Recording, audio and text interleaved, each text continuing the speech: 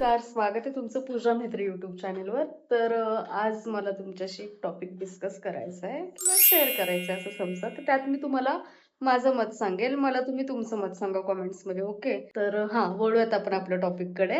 मी ज्या वेळेस यूट्यूबवर वगैरे व्हिडिओज किंवा शॉर्ट्स वगैरे अपलोड करायला सुरुवात केली, ऑडिओवाले वगैरे, आणि एक दोन आहेत जे माझे ओन व्हॉइसमध्ये आहेत.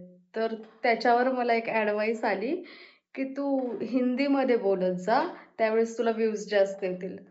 तर ज्यावेळेस मला असं सांगितलं गेलं, त्यावेळेस मी विचार केला की यार खरंच असं आहे का, की हिंदीमध्ये बोलल्यानंतर व्ह्यूज जास्त येतात का? आणि मराठीत बोलल्यानंतर नाही.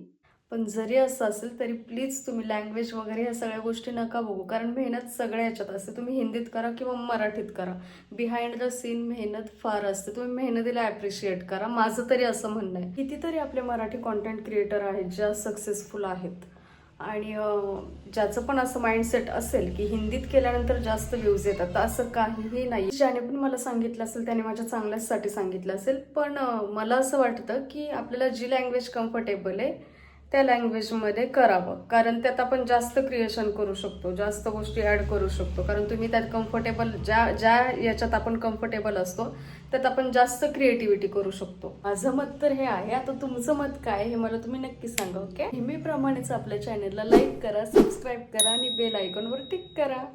बाय.